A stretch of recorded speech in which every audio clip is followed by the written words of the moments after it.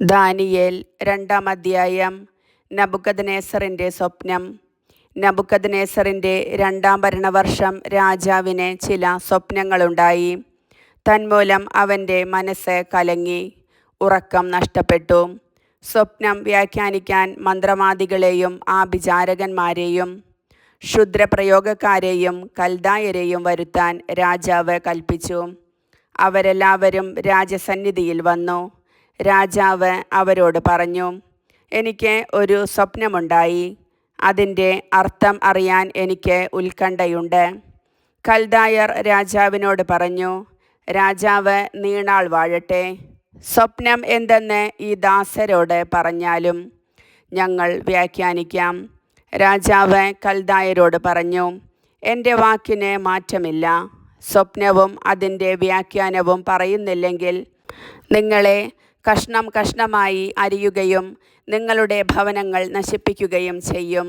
എന്നാൽ സ്വപ്നവും അതിൻ്റെ വ്യാഖ്യാനവും നൽകിയാൽ വിശേഷ സമ്മാനങ്ങളും പ്രതിഫലവും വലിയ ബഹുമതിയും നിങ്ങൾക്കു ലഭിക്കും. അതുകൊണ്ട് സ്വപ്നവും അതിൻ്റെ അർത്ഥവും പറയുവിൻ. അവർ വീണ്ടും പറഞ്ഞു, സ്വപ്നം എന്തെന്ന് ഈ ദാസരോട് പറയുക, ഞങ്ങൾ വ്യാഖ്യാനിക്കാം. രാജാവ് പറഞ്ഞു, നിങ്ങൾ കൂടുതൽ സമയം ലഭിക്കാൻ ശ്രമിക്കുകയാണെന്ന് എനിക്കറിയാം. എൻ്റെ വാക്കിന് ഇളക്കമില്ലെന്ന് നിങ്ങൾക്കറിയാം. സ്വപ്നം എന്തെന്ന് പറയുന്നില്ലെങ്കിൽ നിങ്ങളുടെ വിധി ഒന്നു മാത്രമാണെന്ന് നിങ്ങൾക്കറിയാം. അതിനാൽ ഈ സ്ഥിതിക്ക് മാറ്റം വരുന്നതുവരെ എൻ്റെ മുൻപിൽ വ്യാജവും ദുഷിച്ച വാക്കുകളും പറയാൻ നിങ്ങൾ ഒത്തുചേർന്നിരിക്കുകയാണ്. സ്വപ്നം എന്തെന്ന് പറയുക, അപ്പോൾ അത് വ്യാഖ്യാനിക്കാൻ നിങ്ങൾക്ക് കഴിയുമോ എന്ന് എനിക്കറിയാം. കൽദായർ രാജാവിനോട് പറഞ്ഞു, രാജഹിതം നിറവേറ്റാൻ കഴിയുന്ന ഒരുവനും ഭൂമുഖത്തില്ല. ശ്രേഷ്ഠനും ശക്തനുമായ ഒരു രാജാവും ഇത്തരം ഒരു കാര്യം ഒരു മാന്ത്രികനോടോ ആഭിചാരകനോടോ കൽദായനോടോ ആവശ്യപ്പെട്ടിട്ടില്ല. രാജാവ് ആവശ്യപ്പെടുന്ന കാര്യം ദുഷ്കരമാണ്. അത് വ്യക്തമാക്കി തരാൻ ദേവന്മാർക്കല്ലാതെ ആർക്കും സാധിക്കുകയില്ല. അവരാകട്ടെ മനുഷ്യരുടെ ഇടയിൽ ഇല്ലതാനും. ഇതുകേട്ട് രാജാവ് അത്യന്തം കോപാക്രാന്തനായി ബാബിലോണിലെ ജ്ഞാനികളെയെല്ലാം നശിപ്പിക്കാൻ കൽപ്പിച്ചു. ജ്ഞാനികളെയെല്ലാം വധിക്കണമെന്ന കൽപ്പന പുറപ്പെട്ടു. അതിനാൽ ദാനിയേലിനെയും കൂട്ടുകാരെയും കൊല്ലേണ്ടതിന് അവർ അന്വേഷിച്ചു. ബാബിലോണിലെ ജ്ഞാനികളെയെല്ലാം വധിക്കാൻ പുറപ്പെട്ട രാജസേനാനിയായ അരിയോക്കിനോട് ദാനിയേൽ ബുദ്ധിപൂർവമായും വിവേകത്തോടു കൂടെയും ചോദിച്ചു, എന്തുകൊണ്ടാണ് രാജകൽപ്പന ഇത്ര ക്രൂരമായിരിക്കുന്നത്? അരിയോക്ക് ദാനിയേലിനെ കാര്യം ധരിപ്പിച്ചു. ദാനിയേൽ രാജസന്നിധിയിലെത്തി സ്വപ്നം വ്യാഖ്യാനിക്കാൻ തനിക്ക് സമയം അനുവദിക്കണമെന്ന് അപേക്ഷിച്ചു. പിന്നീട് ദാനിയേൽ വാസസ്ഥലത്തു ചെന്ന് തൻ്റെ സ്നേഹിതരായ ഹനനിയായെയും മിഷായേലിനെയും അസറിയായെയും കാര്യം അറിയിച്ചു. ബാബിലോണിലെ മറ്റു ജ്ഞാനികളോടൊപ്പം താനും കൂട്ടുകാരും നശിക്കാതിരിക്കേണ്ടതിന് ഈ രഹസ്യത്തെപ്പറ്റി സ്വർഗസ്ഥനായ ദൈവത്തിൻ്റെ കരുണ യാചിക്കണമെന്ന് ദാനിയേൽ അവരോട് ആവശ്യപ്പെട്ടു. രാത്രിയിൽ ഒരു ദർശനത്തിൽ ദാനിയേലിന് രഹസ്യം വെളിപ്പെട്ടു. അപ്പോൾ അവൻ സ്വർഗസ്ഥനായ ദൈവത്തെ സ്തുതിച്ചു. അവൻ പറഞ്ഞു, ദൈവത്തിൻ്റെ നാമം എന്നെന്നും വാഴ്ത്തപ്പെടട്ടെ. ജ്ഞാനവും ശക്തിയും അവിടുത്തേതാണ്. സമയങ്ങളുടെയും കാലങ്ങളുടെയും മാറ്റം അവിടുന്ന് നിശ്ചയിക്കുന്നു. രാജാക്കന്മാരെ നീക്കുന്നതും വീണ്ടും പ്രതിഷ്ഠിക്കുന്നതും അവിടുന്നാണല്ലോ. ജ്ഞാനിക്ക് ജ്ഞാനവും അറിവുള്ളവന് അറിവും പ്രദാനം ചെയ്യുന്നത് അവിടുന്നാണ്. അഗാധവും അജ്ഞേയവുമായ കാര്യങ്ങൾ അവിടുന്ന് വെളിപ്പെടുത്തുന്നു. അന്ധകാരത്തിൽ മറഞ്ഞിരിക്കുന്നത് എന്താണെന്ന് അവിടുന്ന് അറിയുന്നു. പ്രകാശം അവിടത്തോടൊപ്പം വസിക്കുന്നു. എൻ്റെ പിതാക്കന്മാരുടെ ദൈവമേ, ഞാൻ അങ്ങേക്ക് നന്ദി പറയുന്നു, അങ്ങയെ സ്തുതിക്കുന്നു. അങ്ങ് എനിക്ക് ജ്ഞാനവും ശക്തിയും നൽകി. ഞങ്ങൾ അപേക്ഷിച്ചത് അവിടുന്ന് എന്നെ അറിയിച്ചു. രാജാവിൻ്റെ സ്വപ്നം അങ്ങ് ഞങ്ങൾക്ക് വെളിപ്പെടുത്തി. ബാബിലോണിലെ ജ്ഞാനികളെ നശിപ്പിക്കാൻ രാജാവ് നിയമിച്ചിരുന്ന അരിയോക്കിനെ സമീപിച്ച് ദാനിയേൽ പറഞ്ഞു, ബാബിലോണിലെ ജ്ഞാനികളെ നശിപ്പിക്കരുത്. എന്നെ രാജസന്നിധിയിൽ കൊണ്ടുപോവുക. ഞാൻ രാജാവിൻ്റെ സ്വപ്നം വ്യാഖ്യാനിക്കാം. അരിയോക്ക് ഉടൻ തന്നെ ദാനിയേലിനെ രാജസന്നിധിയിൽ കൊണ്ടുചെന്ന് പറഞ്ഞു, രാജാവിൻ്റെ സ്വപ്നം വ്യാഖ്യാനിക്കാൻ കഴിവുള്ള ഒരുവനെ യൂദായിൽ നിന്നുള്ള പ്രവാസികളുടെ ഇടയിൽ ഞാൻ കണ്ടെത്തിയിരിക്കുന്നു. ബൽതെഷാസർ എന്നു പേരുള്ള ദാനിയേലിനോട് രാജാവ് ചോദിച്ചു, ഞാൻ കണ്ട സ്വപ്നവും അതിൻ്റെ വ്യാഖ്യാനവും വെളിപ്പെടുത്താൻ നിനക്ക് കഴിയുമോ? ദാനിയേൽ പറഞ്ഞു, ഒരു ജ്ഞാനിക്കും ആഭിചാരകനും മാന്ത്രികനും ജ്യോത്സ്യനും രാജാവ് ആവശ്യപ്പെട്ട രഹസ്യം വെളിപ്പെടുത്താനാവില്ല. എന്നാൽ രഹസ്യങ്ങൾ വെളിപ്പെടുത്തുന്ന ഒരു ദൈവം സ്വർഗത്തിലുണ്ട്. അവിടുന്ന് ഭാവിയിൽ സംഭവിക്കാനിരിക്കുന്ന കാര്യങ്ങൾ നെബൂഖദ്നേസർ രാജാവിനെ വെളിപ്പെടുത്തിയിരിക്കുന്നു. നിന്റെ സ്വപ്നവും കിടക്കയിൽ വെച്ചുണ്ടായ ദർശനങ്ങളും ഇവയാണ്. രാജാവേ, ഭാവിയിൽ സംഭവിക്കാനിരിക്കുന്നവയെപ്പറ്റി ചില ചിന്തകൾ കിടക്കയിലായിരിക്കുമ്പോൾ നിനക്ക് ഉണ്ടായി. രഹസ്യങ്ങൾ വെളിപ്പെടുത്തുന്നവൻ വരാനിരിക്കുന്ന കാര്യങ്ങൾ നിന്നെ അറിയിച്ചിരിക്കുന്നു. ഈ രഹസ്യം എനിക്ക് വെളിപ്പെടുത്തിയത് ജീവിച്ചിരിക്കുന്ന മറ്റാരെയും കൂടുതലായ ജ്ഞാനം എനിക്കുള്ളതുകൊണ്ടല്ല.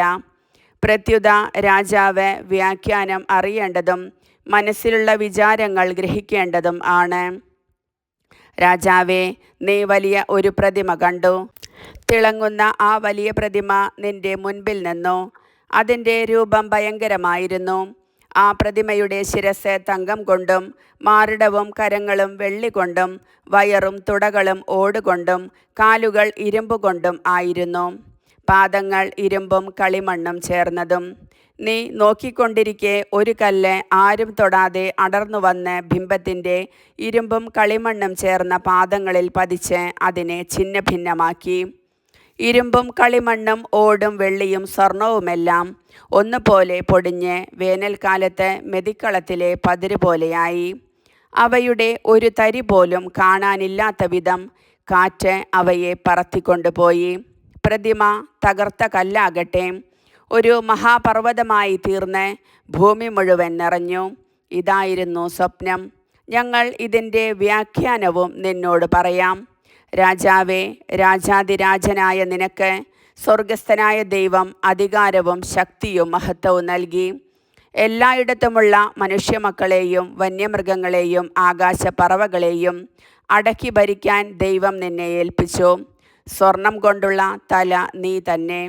നിനക്കു ശേഷം നിൻ്റേതിനേക്കാൾ പ്രതാപം കുറഞ്ഞ ഒരു സാമ്രാജ്യം ഉണ്ടാകും. മൂന്നാമതാകട്ടെ ഭൂമി മുഴുവൻ അടക്കി ഭരിക്കുന്ന ഓടുകൊണ്ടുള്ള സാമ്രാജ്യവും. നാലാമത് ഇരുമ്പ് പോലെ ശക്തിയുള്ള രാജ്യമാണ്.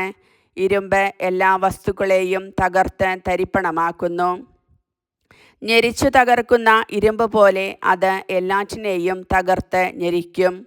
നീ കണ്ട പാദങ്ങളും വിരലുകളും ഭാഗികമായി കുശവൻ്റെ കളിമണ്ണും ഭാഗികമായി ഇരുമ്പും കൊണ്ടായിരുന്നത് പോലെ അതൊരു വിഭക്ത രാജ്യമായിരിക്കും. എന്നാൽ ഉടഞ്ഞു പോകുന്ന കളിമണ്ണിനോട് ഇരുമ്പ് ചേർക്കപ്പെട്ടിരുന്നതായി നീ ദർശിച്ചതുപോലെ ഇരുമ്പിൻ്റെ ഉറപ്പ് അതിനും ഭാഗികമായി ഉണ്ടായിരിക്കും. വിരലുകൾ ഭാഗികമായി ഇരുമ്പും കളിമണ്ണും ആയിരുന്നത് പോലെ രാജ്യവും ഭാഗികമായി ശക്തവും ഭാഗികമായി ദുർബലവുമായിരിക്കും. ഉറപ്പില്ലാത്ത കളിമണ്ണിനോട് ഇരുമ്പ് ചേർക്കപ്പെട്ടതായി നീ കണ്ടതുപോലെ അവർ വിവാഹത്തിൽ പരസ്പരം ഇടകലരും. പക്ഷേ ഇരുമ്പ് കളിമണ്ണുമായി കലരാത്തതുപോലെ അവരും തമ്മിൽ ചേരുകയില്ല. ആ രാജാക്കന്മാരുടെ നാളുകളിൽ ഒരിക്കലും നശിപ്പിക്കപ്പെടാത്തതും പരമാധികാരം മറ്റൊരു ജനതയ്ക്കും വിട്ടുകൊടുക്കാത്തതുമായ ഒരു രാജ്യം സ്വർഗസ്ഥനായ ദൈവം പടുത്തുയർത്തും. മേൽപ്പറഞ്ഞ രാജ്യങ്ങളെ എല്ലാം തകർത്ത് ഇല്ലാതാക്കി അത് എന്നേക്കും നിലനിൽക്കും. മലമുകളിൽ നിന്ന് ആരും തൊടാതെ കല്ല് അടർന്നു വരുന്നതും ഇരുമ്പും ഓടും കളിമണ്ണും വെള്ളിയും സ്വർണവും ഇടിച്ചു പൊടിയാക്കുന്നതും നീ ദർശിച്ചതുപോലെ തന്നെ. ഉന്നതനായ ദൈവമാണ് ഭാവി കാര്യങ്ങൾ നിനക്ക് വെളിപ്പെടുത്തിയിരിക്കുന്നത്. സ്വപ്നം തീർച്ചയായും ഇതുതന്നെ, വ്യാഖ്യാനത്തിനും മാറ്റമില്ല. അപ്പോൾ നെബൂഖദ്നേസർ രാജാവ് സാഷ്ടാംഗം വീണ് ദാനിയേലിനെ വന്ദിച്ചു. കാഴ്ചയും ധൂപവും അവനു വേണ്ടി അർപ്പിക്കാൻ കൽപ്പിക്കുകയും ചെയ്തു. രാജാവ് ദാനിയേലിനോട് പറഞ്ഞു, നിന്റെ ദൈവം സത്യമായും ദേവന്മാരുടെ ദൈവവും രാജാക്കന്മാരുടെ കർത്താവും രഹസ്യങ്ങൾ വെളിപ്പെടുത്തുന്നവനുമാണ്. എന്തെന്നാൽ ഈ രഹസ്യം വെളിപ്പെടുത്താൻ നിനക്ക് കഴിഞ്ഞിരിക്കുന്നു. രാജാവ് ഉന്നത ബഹുമതികളും വിലപ്പെട്ട സമ്മാനങ്ങളും ദാനിയേലിന് കൊടുത്തു. അവനെ ബാബിലോൺ പ്രവിശ്യയുടെ ഭരണകർത്താവും ബാബിലോണിലെ എല്ലാ ജ്ഞാനികളുടെയും തലവനുമായി നിയമിക്കുകയും ചെയ്തു. ഷദ്രാക്ക്, മെഷാക്ക്, അബദ്നെഗോ എന്നിവരെ ദാനിയേലിൻ്റെ അപേക്ഷയനുസരിച്ച് അവൻ ബാബിലോൺ പ്രവിശ്യയുടെ ചുമതല ഏൽപ്പിച്ചു. ദാനിയേൽ രാജകൊട്ടാരത്തിൽ വസിച്ചു. കർത്താവിൻ്റെ വചനം.